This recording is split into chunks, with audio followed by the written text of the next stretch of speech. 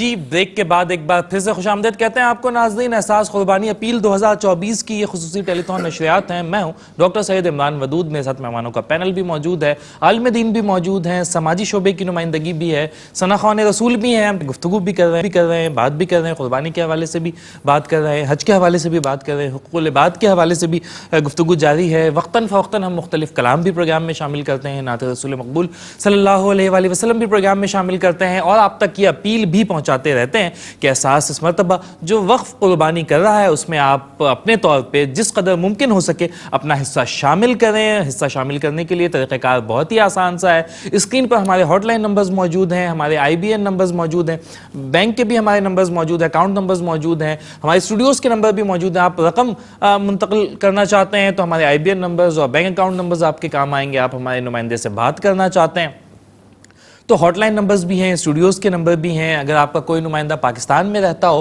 اور آپ چاہتے ہیں کہ ہمارے آفیسز تشریف وہ لے جائے، اور آپ خود بھی اگر ہمارے آفیسز آنا چاہتے ہیں، ہمارے نمائندوں سے ملاقات کرنا چاہتے ہیں اور ان سے بات چیت کر کے مطمئن ہو کے پھر کسی شعبے میں، کسی چیز میں، گائے میں، بکرے میں آپ اپنا حصہ شامل کرنا چاہتے ہیں، سو بالکل you are more than welcome. ہم آپ کو یہ بتانا چاہتے ہیں کہ الحمدللہ یہ اور اسکرین پہ اس وقت فوٹیجز بھی چل رہی ہیں کہ یہ جتنے جانور احساس فاؤنڈیشن کی جانب سے قربان کیے جاتے ہیں وہ الحمدللہ ہمارے اپنے فارم ہاؤسز پر تیار کیے جاتے ہیں، اور ان کی بہترین نگہداشت کی جاتی ہے، بہترین ان کا خیال رکھا جاتا ہے، انہیں اچھی خوراک دی جاتی ہے، پینے کا صاف پانی دیا جاتا ہے۔ جانوروں کے حوالے سے ایک مس کانسیپشن یہی ہے کہ یہ تو جانور ہے، اسے جیسا بھی پانی دے دیا جائے کوئی فرق نہیں پڑتا، لیکن وہ بھی ایک لیونگ آرگینزم ہے۔ اگر اسے مضر صحت پانی پینے کے لیے ملے گا تو اس کی صحت پر بھی فرق پڑے گا، وہ بھی بیمار ہو جائے گا اور اس کی نشو و نما میں فرق پڑے گا۔ تو آبویسلی اس چیز کا بڑا دھیان رکھنا پڑتا ہے۔ ہمارے فارم ہاؤسز پر الحمدللہ اسے پینے کا صاف اور میٹھا پانی فراہم کیا جاتا ہے۔ پھر وہاں پہ ٹرینڈ اسٹاف موجود ہوتا ہے جو ان کی دیکھ بھال کرتا ہے، نگہداشت کرتا ہے۔ وہاں پہ ویٹ موجود ہوتے ہیں کہ اگر کسی جانور کو کوئی بیماری لاحق ہو جائے یا اس طرح کی وبائی امراض بھی جانوروں میں پھوٹتی ہیں تو اس سے انہیں بچایا بھی جائے، ان کی ویکسینیشن کی جائے بیماری سے قبل، اور اگر وہ بیمار ہو جائیں تو پھر انہیں دوائیاں تجویز کی جائیں، انہیں دوائیاں دی جائیں تاکہ قربانی کا جب وقت آئے تو یہ جانور اپنی صحت کے بہترین حالت میں ہوں۔ چونکہ ہمیں حکم بھی دیا گیا ہے کہ قربانی کا جانور ایسا ہونا چاہیے جو کسی بھی نقص سے پاک ہو، وہ ایسا ہونا چاہیے کہ دیکھنے میں اچھا لگے، خوبصورت لگے، وہ فربا ہو، مطلب جسے دیکھ کر جو ہے وہ ایک انسان، ہر چیز کی خوبصورتی ہوتی ہے نا، تو جانوروں کی بھی خوبصورتی ہے کہ اگر وہ جانور گول مٹول جسے عام زبان میں کہتے ہیں فربا ہو جانور تو وہ دیکھنے میں اچھا لگتا ہے، تو اس طرح کا جانور ہو۔ تو ان تمام چیزوں کا دھیان رکھا جاتا ہے۔ ہمارے اپنے فارم ہاؤسز پر یہ جانور تیار کیے جاتے ہیں اور پھر قربانی کے دن یہ جانور قربان کیے جاتے ہیں۔ پھر قربان کرنے میں بھی آپ اسکرین پر فوٹیجز وقتاً فوقتاً دیکھ رہے ہیں کہ حفظان صحت کے اصولوں کا بڑا خیال رکھا جاتا ہے۔ جدید مشینریز کے ذریعے جو ہے وہ گوشت کی کٹنگ کی جاتی ہے تاکہ وہ گوشت خراب بھی نہ ہو، ضائع بھی نہ ہو، جلد از جلد کٹنگ مکمل ہو جائے۔ چونکہ گرمیوں کے موسم میں اس بار یہ بقرعید کا تہوار آ رہا ہے تو وہ اگر بہت دیر تک گوشت باہر رہے تو اس کے خراب ہونے کا اندیشہ بھی ہے، تاکہ جلد از جلد ان مشینوں کے ذریعے گوشت کو کاٹا جاتا ہے، پھر صاف ستھری پیکیجنگ میں اسے تبدیل کیا جاتا ہے، یعنی کہ پیک کیا جاتا ہے، پرائمری، سیکنڈری، ٹرشری پیکیجنگ سے، اس کے بعد پھر اس کی ترسیل کی جاتی ہے جو کہ ہمارا ٹرینڈ اسٹاف کرتا ہے، تاکہ جلد از جلد یہ گوشت اور صاف ستھرا گوشت اور کسی جراثیم سے اور علائشوں سے پاک گوشت لوگوں کے گھروں کی دہلیز تک ہم پہنچا سکے۔ تو ان تمام چیزوں کا الحمدللہ دھیان رکھا جاتا ہے۔ آپ چاہتے ہیں کہ اس سارے عمل میں آپ بھی حصہ دار بن جائے تو طریقہ کار وہی ہے جو میں نے آغاز میں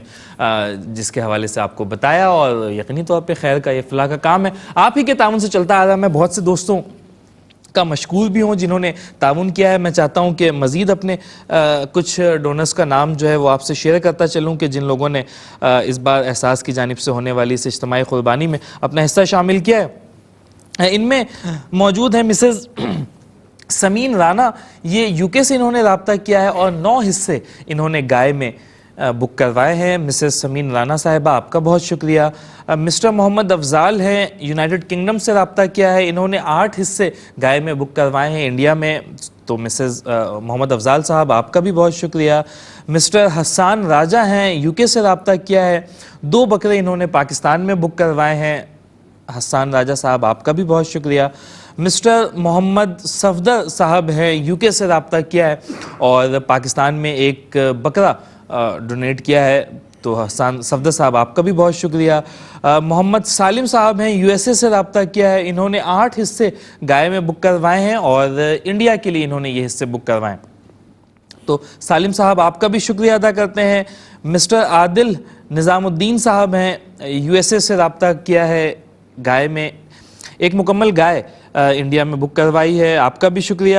مسز طیبہ پروین ہیں, یو کے سے رابطہ کیا ہے اور 2 بکرے پاکستان میں بک کروائے ہیں. مسز سعیدہ سمی صاحبہ ہیں, یو کے سے رابطہ کیا ہے اور 1 بکرا انہوں نے پاکستان میں بک کروایا ہے. مسٹر شاہد دین ہیں, انہوں نے یو کے سے رابطہ کیا ہے, 4 حصے گائے میں بک کروائے ہیں اور ان کی جانب سے ان کی خواہش ہے کہ انڈیا میں یہ قربانی کی جائے. تو ہم اپنے تمام ڈونرز کے مشکور ہیں کہ وہ احساس فاؤنڈیشن پر اپنا اعتماد دکھا رہے ہیں اور احساس فاؤنڈیشن کی جانب سے کی جانے والی اس اجتماعی قربانی میں اپنا حصہ شامل کر رہے ہیں. ہم پروگرام کے آخر میں کوشش کریں گے کہ ایک مختصراً اجتماعی دعا بھی اپنے تمام ڈونرز کے لیے بالخصوص اور تمام مسلمین کے لیے بالعموم ہم دعا بھی کروا دیں. مفتی صاحب تشریف رکھتے ہیں, ان سے گزارش کریں گے کہ وہ, تاکہ ہم تو ابھی اس وقت کیمرے کے سامنے 4 لوگ بیٹھے ہیں یہاں پر, کیمرے کے پیچھے ہماری ٹیم ہے, 8-10 لوگوں کی ٹیم اس وقت ہے, لیکن ہمیں ٹیلی ویژن اسکرین کے ذریعے کیمرے کی آنکھ سے ہمیں اس وقت لاکھوں کی تعداد میں دنیا بھر میں لوگ ہمیں دیکھ رہے ہیں اور ہم نہیں جانتے کہ ان میں سے کون اللہ کا مقرب بندہ ہے اور کس کی دعا اللہ رد نہیں کرتا. کچھ لوگ ایسے ہوتے ہیں ناظرین کہ وہ اگر دعا مانگتے ہیں تو اللہ کو حیا آتی ہے, اللہ خود فرماتا ہے کہ مجھے شرم آتی ہے کہ میں ان کی دعا قبول نہ کروں. تو ایسے کتنے لوگ نہ جانے اس وقت ٹیلی ویژن اسکرین کے ذریعے ہمیں دیکھ رہے ہیں. ہم انشاءاللہ دعا کریں گے کس کی دعا کے صدقے ہماری دعائیں بھی جو ہے وہ قبول کر لی جائیں. تو بالکل ہم اپنے تمام ڈونرز کے لیے پروگرام کے آخر میں دعا بھی کریں گے. پروگرام کے اس حصے میں بھی ہم اپنے مہمانوں سے گفتگو کریں گے, لیکن آغاز میں ہم چاہیں گے کہ نعت رسول مقبول صلی اللہ علیہ وآلہ وسلم کو پروگرام میں شامل کر لیں اور اس کے بعد اپنے مہمانوں سے گفتگو کا سلسلہ کریں گے. عالم صاحب سے بھی سوالات ہیں, ہمارے مفتی صاحب سے بھی اور رانا صاحب سے بھی, لیکن اس سے پہلے باسط کو زحمت دیں گے کہ باسط پلیز. یہ ناز یہ ناز یہ انداز ہمارے نہیں ہوتے, یہ ناز یہ ناز یہ انداز ہمارے نہیں ہوتے, یہ ناز یہ انداز ہمارے نہیں ہوتے, یہ ناز یہ انداز ہمارے نہیں ہوتے.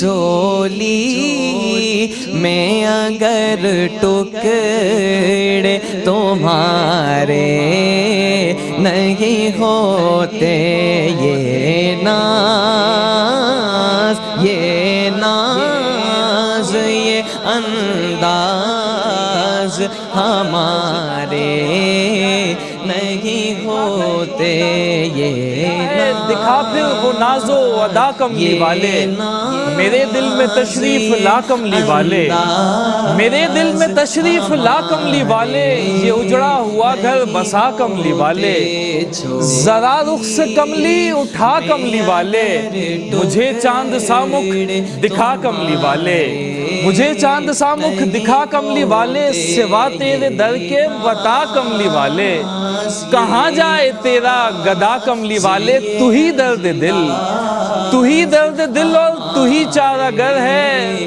تو ہی درد دل کی دوا کملی والے. یہ انداز ہمارے نہیں ہوتے,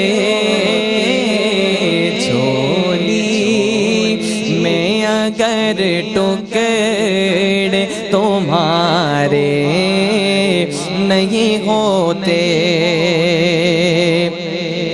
اور بے دام ہی بک جائے بازار نبی میں, بے دام ہی بک جائے نبی میں اس شان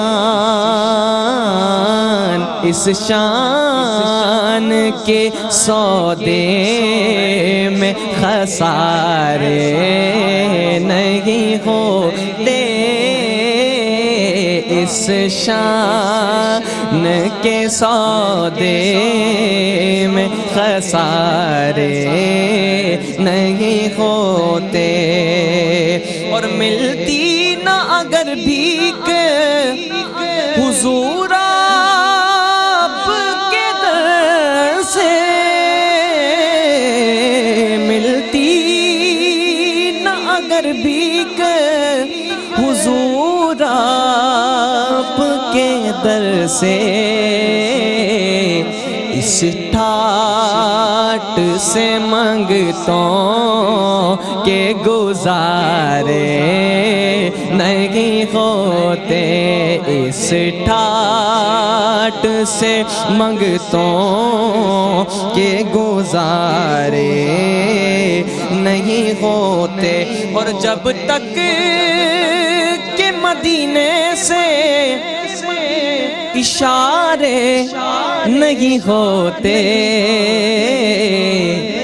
روشن کبھی قسمت کے ستارے نہیں ہوتے، روشن کبھی قسمت کے ستارے نہیں ہوتے،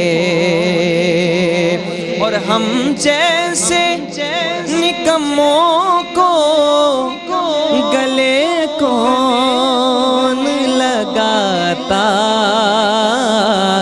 سرکار اگر آپ ہمارے نہیں ہوتے،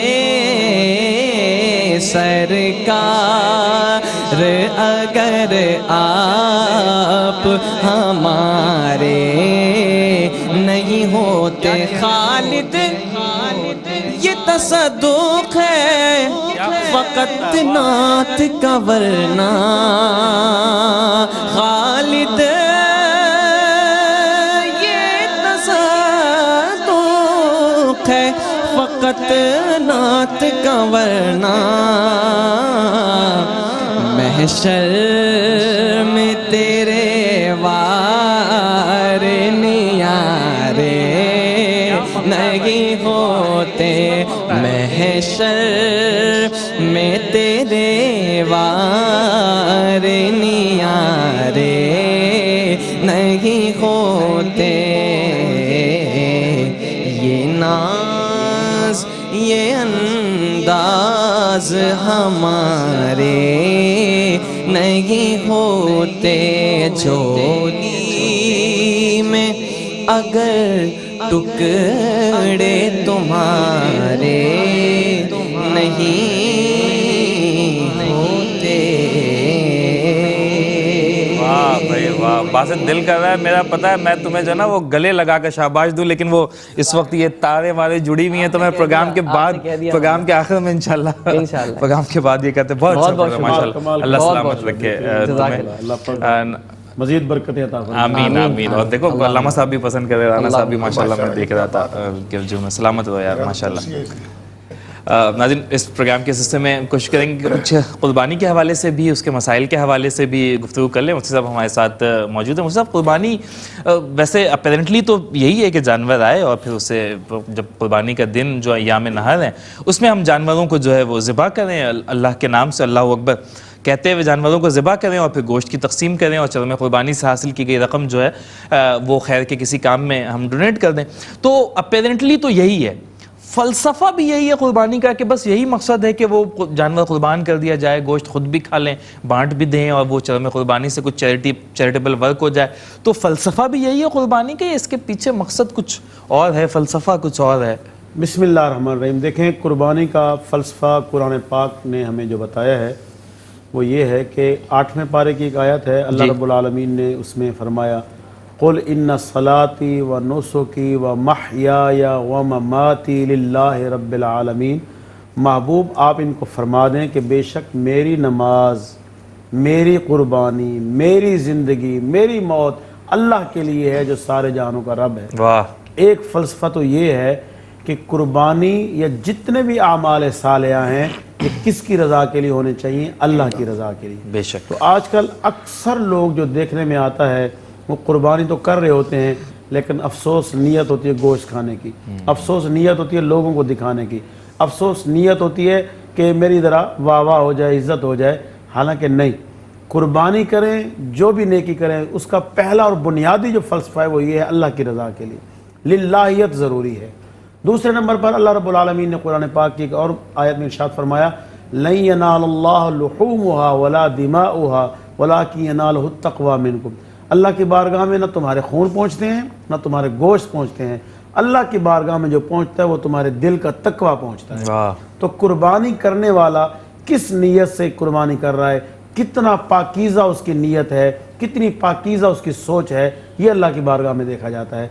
देखिए, मैं और आप तो ज़ाहिर को देख के मुतमईन हो जाएंगे ना, अल्लाह रब्बुल आलमीन ज़ाहिर को भी जानता है, बातिन को भी जानता है, हमारी सोच को भी जानता है, हमारी नीयत और इरादे को भी जानता है। बेशक। तो लिहाजा कुर्बानी का जो फ़लसफ़ा है वो ये है कि इंसान अपने दिल में ये जज्बा पैदा करे कि मैं सब कुछ अपने रब के कुर्बान करने के लिए तैयार हूँ, सब कुछ मैं अपने मालिक के नाम पे लुटाने के लिए तैयार हूँ, और मैं अपने अल्लाह की फरमाबरदारी, रसूलुल्लाह की फरमाबरदारी करने के लिए तैयार हूँ। देखिए, कुर्बानी है सुन्नत इब्राहीमी, हज़रत इब्राहीम अलैहिस्सलाम की सुन्नत और यादगार है। बिल्कुल सही। तो जब हम हज़रत इब्राहीम अलैहिस्सलाम की सुन्नत अपना रहे हैं तो क्या हमें हुजूर की सुन्नत नहीं अपनानी चाहिए? वाह। क्या हमें हुजूर का तरीका नहीं अपनाना चाहिए? यकीनन। तो हज़रत इब्राहीम पाक के तरीक़ों को अपनाने का इतना सवाब है कि कुर्बानी के जानवर के जिस्म के एक एक बाल के बदले अल्लाह पाक एक एक नेकी अता फरमाएगा।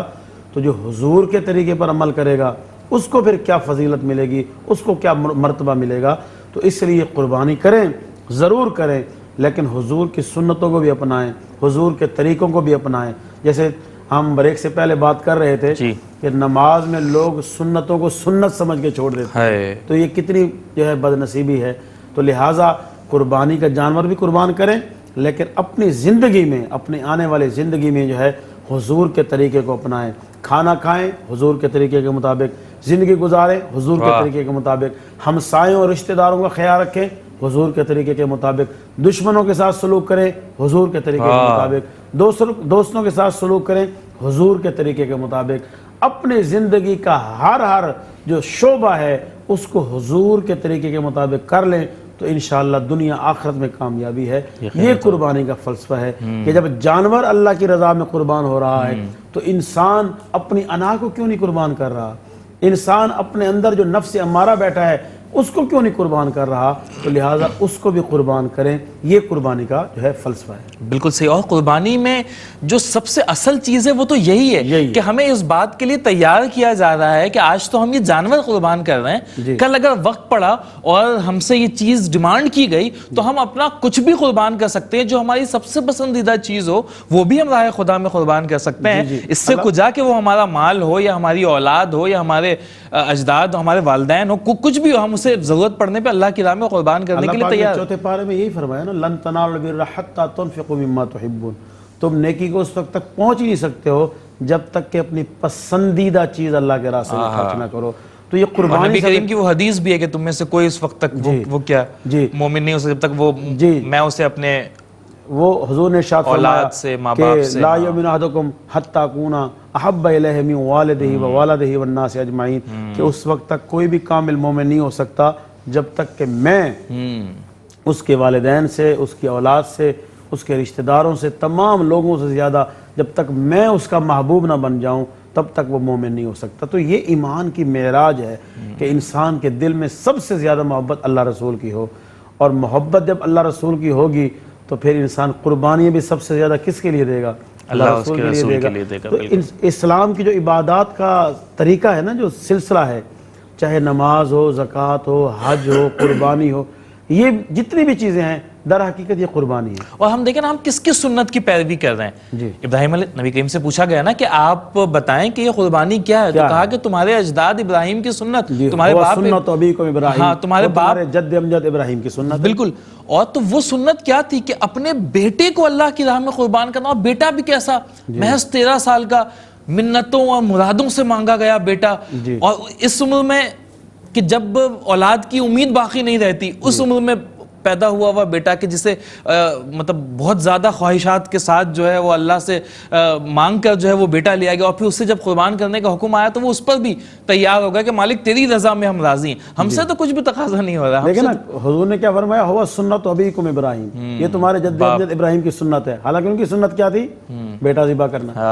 اب یہ تو اللہ نے کرم کیا نا کہ بیٹے کی جگہ دمبا بھیج دیا, قربان دمبا ہو گیا, لیکن اجر اور ثواب بیٹے والا مل گیا. یہ واقعہ بھی مفتی صاحب اللہ اکبر کیا واقعہ ہے کہ عقل انسانی تو دنگ رہ جائے کہ وہ جو پورا لانے کا منظر ہے کہ وہ بیٹے کو لے کر آ رہے ہیں, ماں سے پہلے تیار ہونے کا کہا, پھر وہ میں چاہتا ہوں کہ تھوڑا سا آپ اپنے انداز میں بھی ذرا اسے شیئر تو کریں نا کہ وہ باندھنا, پھر الٹا لٹانا, سیدھا لٹانا, آنکھوں کا بند کرنا, چھرے کا پھیرنا, کیا شاندار مطلب رونگٹے کھڑے کر دینے والا واقعہ ہے. لیکن میں یہ بات پہلے مکمل کر لوں کہ ابراہیم علیہ السلام کا طریقہ کیسے ہے, تو طریقہ ایسے ہی ہے کہ آج بھی اگر ہم اسی جذبے کے ساتھ جو ابراہیم پاک کے دل میں جذبہ تھا, آج بھی اگر ہم اسی جذبے کے ساتھ اپنا جانور قربان کریں, لیکن جذبہ وہی ہو, تو اللہ پاک اجر بھی وہی عطا فرمائے گا. کیا کہنا تو حضرت ابراہیم علیہ السلام, جیسے آپ نے کہا کہ بڑھاپے میں ان کو اولاد ملی, اس وقت ایک ہی بیٹا تھا حضرت اسماعیل علیہ السلام, چاند سا بیٹا جو نبی بھی ہے, جو وفادار بھی ہے,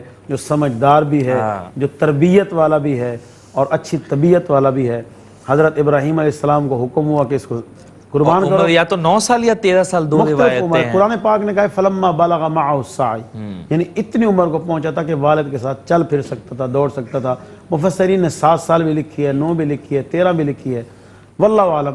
تو اس عمر میں جو ہے, اب دیکھیں جب خواب دیکھا, اور یہ بھی یاد رکھیں اللہ کے نبی کا جو خواب ہے وہ اللہ کی طرف سے وہی ہے. جی. تو اس لیے بیٹے کو فرمایا یا بنی انی ارا فی المنام انی اذبحک فانظر ماذا تری. بیٹا کیا اے پیارے بیٹے, یا بنیا, اے پیارے بیٹے, میں نے خواب میں قرآن کا طرز تکلم دیکھیں, آپ کو جو ہے نا ذبح کر رہا ہوں, فانظر ماذا تری, بتا دو تیری کیا رائے ہے. اب بیٹا بھی بیٹا تھا, اس نے یہ نہیں کہا بھائی آپ نے صرف خواب دیکھا ہے, مجھے اپنی خواب کی نظر کرنا چاہتے ہیں, نہیں یہ نہیں کہا, بلکہ عرض کی یا ابت افعل ما تؤمر, اے ابا جی آپ کر لیں جو آپ کو حکم دیا گیا ہے. افعل ما تؤمر, آپ کریں جو آپ کو حکم دیا گیا ہے. ستجدنی انشاءاللہ من الصابرین, انشاءاللہ اگر اللہ نے چاہا تو آپ مجھے صبر کرنے والا پائیں. تو اس لیے جو ہے اب باپ قربان کرنے کے لیے تیار ہے, بیٹا قربان ہونے کے لیے تیار ہے. اب جب لٹایا گیا, اب یقیناً آسمان بھی حیران, زمین بھی حیران, فرشتے بھی آسمانوں سے دیکھ رہے ہوں گے کہ یہ انسان کتنا عظیم ہے. اور یقیناً اللہ فرشتوں میں فخر فرما رہا ہوگا کہ فرشتوں, میں نے کہا تھا کہ میں انسان پیدا کر رہا ہوں زمین میں, تم نے کہا تھا مولا اس کو پیدا نہ کر, یہ تو فساد پھیلائے گا, خون بہائے گا. فساد خون بہانا الگ چیز ہے. دیکھو کہ آج انسان میری رضا کے لیے اپنے بیٹے کے گلے پہ اپنے ہاتھوں سے چھری چلانے کے لیے تیار ہو گیا ہے. تو یہ بڑا ایک عجیب منظر اور تاریخی منظر تھا. تو اب قرآن نے کیا کہا, فلما اسلما وتلہ للجبین, جب وہ دونوں سر تسلیم خم کر چکے, جب وہ دونوں تیار ہو چکے, باپ قربان کرنے کے لیے تیار ہو چکا, بیٹا قربان ہونے کے لیے تیار ہو چکا, بیٹے کو باپ نے جبین کے بل لٹا دیا, یعنی پیشانی کے بل لٹا دیا. کیوں؟ اس کی بھی مفسرین نے مختلف توجیحات بیان کی ہیں کہ کہیں چہرہ دیکھ کر شفقت پدری نہ غالب آ جائے, اللہ کا حکم پورا کرنے میں کہیں کوئی مختلف یا تھوڑی سی کوئی رکاوٹ نہ آ جائے, اس لیے چہرہ نیچے کی طرف کر دیا. اب جب آنکھیں بند کر کے چھری چلانے لگے, جبرائیل نے اسماعیل علیہ السلام کو ہٹا دیا اور دمبا رکھ دیا, دمبا قربان ہو گیا. اللہ نے فرمایا اے ابراہیم قد صدقت الرؤیا, تو نے اپنا خواب سچ کر دیا, تو نے جو خواب دیکھا تھا اس کو سچ کر دکھایا. اور آگے اللہ پاک نے جو ہے ان کی تحسین فرمانے کے بعد فرمایا کہ اے ابراہیم اس کو ہم قیامت تک یادگار رکھیں گے. اور آج دیکھیں ماشاءاللہ کروڑوں لوگ اس سنت ابراہیمی کی یادگار کے طور پر ان 3 دنوں میں جو ہے نا قربانیاں کرتے ہیں. اب وہ آپ صرف یہ جملہ ادا کر رہے تھے نا کہ باپ قربان کرنے کے لیے تیار, بیٹا قربان ہونے کے لیے تیار, تو یہ انہی قصائص میں میں نے یہ چیز پڑھی کہ پہلے اسماعیل علیہ السلام نے کہا کہ مجھے رسیوں سے باندھ دیا جائے تاکہ جب یہ قربان آپ مجھے کرنے لگے تو ایسا نہ ہو کہ میں مچلوں اور وہ کروں، اور پھر تھوڑی دیر کے بعد کہا کہ مجھے رسیوں سے آزاد کر دیں. کل کا مورخ کہیں یہ نہ لکھ دے کہ باپ قربان کرنے کے لیے تیار تھا، بیٹا قربان ہونے کے لیے تیار نہیں تھا، مجھے رسیوں سے آزاد کیا جائے، تاکہ کل کا مورخ یہی لکھے آپ والا جملہ کہ باپ قربان کرنے پہ تیار تھا، بیٹا قربان ہونے پہ تیار تھا. رانا صاحب آج تو ہم سے بہت تھوڑا تقاضا کیا جا رہا ہے. یہ تقاضا تو ہم سے نہیں ہے کہ اپنی اولاد قربان کریں. مال قربان کرنے کا تقاضا ہے تو وہ بھی جزوی ہے، وہ بھی کل مال کا تقاضا نہیں کیا جا رہا کہ جو کچھ تمہارے پاس ہے اسے اللہ کی راہ میں قربان کر دو. اگر تو صاحب استطاعت ہیں اور اتنا مال ہے کہ جس میں ایک جانور آ جائے اور یہ جانور میں ایک حصہ آپ لے سکیں یا ایک مینڈھا لے سکیں، ایک بکرا لے سکیں، تو آپ اسے قربان کر سکیں اور قربان کریں اسے. تو کیا آج کا وقت یہ تقاضا ہم سے نہیں کر رہا ہے کہ ہم قربانی کے کم از کم اس فلسفے کو تو سمجھیں؟ ہم سے تو مال تو تھوڑا ہی لیا جا رہا ہے، چلے وہ قربان کرنے کے بعد فلسفے کو تو سمجھیں، اس پر تو عمل پیدا ہوں. ڈاکٹر صاحب میں تو مفتی صاحب کی بات سن کے سوچ رہا تھا بیٹھا ہوا، یہ اللہ تعالیٰ کا کتنا کرم ہے. اگر یہ حضرت ابراہیم علیہ السلام والا قصہ ہو جاتا تو ہم کیا کرتے؟ اگر یہ سلسلہ چل پڑتا کہ جی قربانی مانگی گئی ہے، لیکن وہ تو 70 ماؤں سے زیادہ پیار کرنے والا. مطلب میں وہی کہہ رہا ہوں کہ یہ اللہ تعالیٰ کا ایک خاص کرم ہے ہم پہ کہ ہمیں انہوں نے یہ تلقین کر دی کہ نہیں بھائی سنت ضرور پوری کریں لیکن جانوروں کی شکل میں. تو تقاضا یہی ہے کہ ہم چونکہ دین ابراہیم کے ماننے والے ہیں، حضور نبی صلی اللہ علیہ وسلم کا حکم ہے ہمارے لیے درجہ رکھتا ہے، تو ہمیں ان کی ہدایات کے مطابق اپنے ایمان کی سلامتی کے لیے اس فریضے کو سر انجام دینا چاہیے استطاعت کے مطابق. اللہ تعالیٰ نے بہت ساری استطاعت دی، ہر بندے کو دی ہے، لیکن اس میں ایک چیز اور میں تھوڑی سی ایڈ کرنا چاہ رہا ہوں کہ آج کل یہ جو حضرت نے فرمایا تھا کہ دکھاوا بھی ہو گیا ہے اور مقابلہ بھی ہو گیا ہے. اچھا مقابلہ اس حد تک تو ٹھیک ہے کہ میں قربانی کروں، میرا جذبے کی قربانی جذبے سے، لیکن جو دکھاوے کا جو ایک لالچ ہوتی ہے کہ نیکیوں میں وہ آگے اس حد تک تو ٹھیک ہے، لیکن یہ دکھاوے کا جو عنصر آ گیا ہے نا، نمود و نمائش کا جو عنصر آ گیا ہے، اس پہ ہم لوگ بہت ساری جو اہم چیزیں ان کو پسے پوچھ ڈالتے ہیں. مثلا قربانی صاحب استطاعت آدمی پر واجب ہے، لیکن ہم نے قرض دینا ہے، ہمارے پاس اور بڑی ساری ذمہ داریاں ہیں، ہم اس کو پیچھے پسے پوچھ ڈال کے قربانی کرنے کے لیے تیار ہو جاتے ہیں. ہمیں پہلے حقوق العباد کا جو آپ کے اوپر ذمہ داریاں ہیں اسے بھی دیکھنا ہے. ایک عمل آپ اچھا کرنے جا رہے ہیں لیکن ایک عمل پیچھے آپ چھوڑ کے جا رہے ہیں جس پہ غلط معاملہ ہے. میں نہیں سمجھتا، مجھ سے زیادہ بہتر سمجھتے کہ قرض دار پر قرضہ ہو اور وہ قربانی کرتا پھرے. اس پہ تھوڑا سا ہمیں سب کو غور کرنا چاہیے کہ ان معاملات پہ دوسروں کے پیسے دبائے ہوئے ہیں. یہ ہے سر، میں جو بات اپنے دل میں لیے بیٹھا، مجھے تو بہت سا تجربہ ہے، جو اپنا ہے وہ بھی چھوڑ دو، اسے بھی قربان کرو. اپنے تجربے کی روشنی میں بات بتا رہا ہوں. بہت سے لوگوں کو میں ایسا جانتا ہوں کہ انہوں نے پیسے دینے ہیں اور کل رات ٹرک سے جانور اترا ہے، میں نے تحقیق کر کے پچھوایا کہ وہ پیسے تم نے دے دیے؟ وہ تو دے دیں گے، مگر دے نہیں دیں گے، دینے چاہیے تھے، تبھی جا کے آپ کو مسئلہ حل کرنا پڑے گا.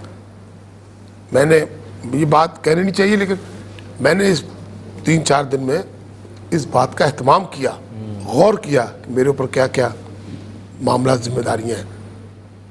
جب میں اس سے سمجھ گیا کہ اللہ کا بڑا کرم ہے، ہو گیا سب، تو میں نے اس طرف قدم بڑھایا. اور میں یقین سے کہتا ہوں کہ اگر میری ذمہ داریاں کوئی ہوتی، کسی کا دینا ہوتا، کسی کا مسئلہ ہوتا، تو شاید میں یہ عمل نہ کرتا. پہلے obviously جو لائبلٹیز ہیں اسے اتار کر اور پھر جو ہے وہ اور مزہ بھی اسی کا ہے. قربانی کا جو اصل جذبہ وہ یہی ہے کہ آپ سارے کام پورے کریں اور اللہ آپ کو جانتا ہے، اللہ آپ کی نیت سے واقف ہے کہ آپ کیا کریں. اگر آپ کے پاس گنجائش نہیں بچی، آپ نے سب تقسیم کر دیا ہوا ہے جو آپ کے فرائض میں شامل تھے، اور نہیں کچھ بچا تو اللہ کو پتہ ہے کہ آپ نے کیا کیا عمل کیے. بیسکلی ہمارا معاملہ اللہ کے ساتھ ہے. اللہ تعالیٰ یہ قربانی کا معاملہ یہ سارے سسٹم یہ اللہ تعالیٰ کے لیے کرتے ہیں اور اللہ تعالیٰ کو دھوکہ نہیں دیا جا سکتا اور ہم دے رہے ہیں آج کل کے معاشرے میں. وہ تو نیتوں کا حال جانتا ہے. وہ تو ایک ایک بات کو جانتا ہے. تو ہمیں اللہ تعالیٰ ہم بحیثیت مسلمان میں نے پہلے بھی کہا ہے کہ ہمیں بہت ساری باتوں کی آزادی نہیں ہے, دوسری قوموں میں پوچھ گچھ نہیں ہے. ہمارے ایمان کا تقاضا ہے کہ ہم سب سے پہلے اللہ اور اللہ کے رسول کے احکامات کی روشنی میں اپنے معاملات کو طے کریں, تبھی جا کے آپ کی عبادات اور سارے معاملات کا اثر ہوگا اور آپ کی شخصیت پر بھی, آپ کے کاروبار پر بھی, آپ کے معاملات. یہ جو میں محسوس کرتا ہوں جو افراتفری جو معاملات نظر آتے ہیں مارکیٹ میں, یہ ہمارے بے عملی کے نتیجے ہیں. ہم کہتے کچھ ہیں اور خالی کھلی عبادتیں جسے کہہ لیں کہ جو اپنی روح سے آ رہی ہے, جو روح سے آزاد ہے. یہ ہمیں غور کرنا ہوگا. میں یہ کہتا ہوں ہم بھاگ دور تو کر رہے ہیں نا. مثلا گھر سے نکلے, مسجد گئے, نماز پڑھی, اس نماز میں اگر ساری باتوں کو مد نظر رکھ لیا جائے, میں جو سر بسجدہ ہوا کبھی تو زمین سے آنے لگی صدا, تیرا دل تو ہے صنم آشنا, تجھے کیا ملے گا نماز میں. ہمیں اس چیز پہ توجہ دینی ہے کہ جتنا ٹائم لگ گیا, گھر سے نکلے, مسجد گئے, بیٹھے بھی, سب کچھ کیا, لیکن اس میں اگر آپ کے اندر خشوع خضوع پیدا نہ ہو سکا یا آپ نے اپنا جائزہ نہ لیا کہ آج دن میں نے کیا کیا ہے, میرا عمل کیا ہے, سارا دن میں کتنے لوگوں کو دکھ دیا, کتنے لوگوں کا مال کھایا, کتنے لوگوں کو پیسہ مارا میں نے, اور نماز کی میں نے پوری پڑھی, 7 پڑھی, بلکہ میں تو لوگوں کو کہتا ہوں یہ 7 نمازی آدمی ہے. وہ بھائی بالکل ٹھیک ہے, نماز فرض ہے, لیکن اللہ تعالیٰ نے حقوق العباد پر زیادہ زور دیا. اس معاشرے کی خوبصورتی میں بہت زیادہ اضافہ ہو سکتا ہے اگر ہم اپنے حقوق العباد ادا کرنا شروع کریں تو یہ معاشرہ بہت زیادہ, اور آپ کو پھر اس کا اجر بھی دگنا تگنا چگنا ملتا ہے کہ آپ ہر طرف سے پرفیکٹ ہیں. ویسے تو اللہ کی ذات پرفیکٹ ہے, لیکن آپ کوشش جو آپ کو احکامات دیے گئے اگر وہ سارے احکامات آپ پورے کرتے ہیں تو پھر آپ کی عبادت کا حسن کیا ہوگا, آپ کی عبادت کا معراج کیا ہوگی. ہمیں عمل مسلمان بننا ہے اور سوچنا چاہیے کہ کبھی ہم اس طرح سے بھی عبادت ایک بار کر کے دیکھیں کہ جو صرف اللہ کے لیے ہو, اس کی رضا کے لیے, اور ایک دفعہ ایسا سجدہ کر کے دیکھیں, ایک بار ایسی نماز پڑھ کے دیکھیں, ایک بار ایسی خیرات کریں, ایک بار ایسی قربانی کریں, وہ ایک سجدہ جسے تو گراں سمجھتا ہے 1000 سجدوں سے دیتا ہے آدمی کو نجات. تو ہمیں کوشش کرنی چاہیے کہ کبھی وہ ایک سجدہ, اور جلد از جلد وہ ایک سجدہ ہم سے ادا ہو جائے کہ جو اللہ کی بارگاہ میں قبول ہو, پھر ہم اس کی نعمتیں, اس کی برکتیں اللہ کی جانب سے برستا ہوا ہم اپنے اوپر دیکھ پائیں گے. ناظرین, یہاں پر ایک پروگرام کے حصے میں نعت رسول مقبول صلی اللہ علیہ وآلہ وسلم بھی پروگرام میں شامل کرتے ہیں. باسط بیٹھے ہیں, بہت اچھا پڑھ رہے ہیں, تو میری تو خواہش ہے کہ ہم 2-3 کلام شامل کر سکیں, لیکن وہ گفتگو کے بیچ میں موقع نہیں مل پا رہا, تو وہ ایک سیگمنٹ میں ہم 2 ہی کلام لے پا رہے ہیں. باسط پلیز. دل الفت سرکار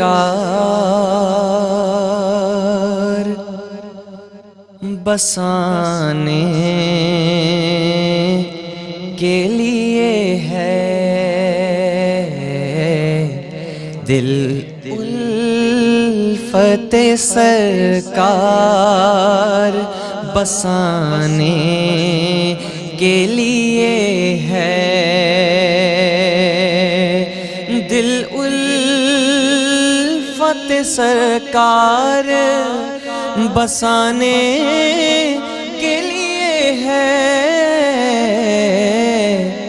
اور جان آپ کی حرمت پہ لوٹانے کے لیے ہے, جان آپ کی حرمت پہ لوٹانے کے لیے ہے, دل الفت سرکار بسانے کے لیے ہے. اور دل کہنے لگا کرتے ہی گنبد کا نظارہ, دل کہنے لگا کرتے ہی گنبد کا نظارہ,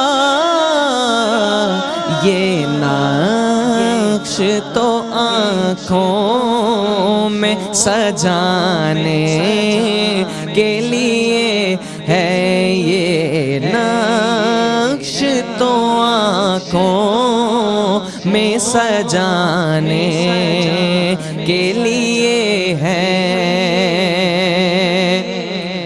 اور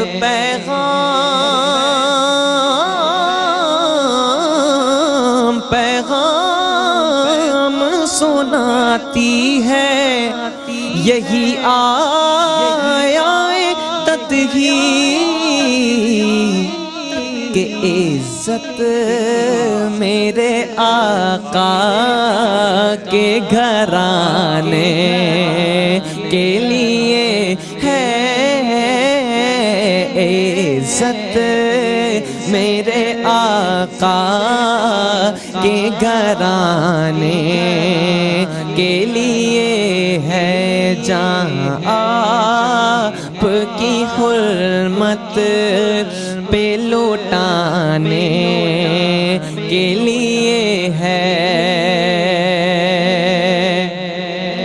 اور ہم امتی ان کے ہیں تو کیسے رہے محروم جب ان کا کرم سارے زمانے کے لیے ہے آتی ہے جو آنکھوں میں نمی مدح سے پہلے یہ نعت کے آداب سکھانے کے لیے ہے یہ نعت کے آداب سکھانے کے لیے ہے اور سرور جو بلاوا نہیں آیا کئی دن سے سرور جو بلاوا نہیں آیا کئی دن سے یہ تیری طلب اور بڑھانے کے لیے ہے یہ تیری طلب اور بڑھانے کے لیے ہے دل الفت سرکار بسانے کے لیے ہے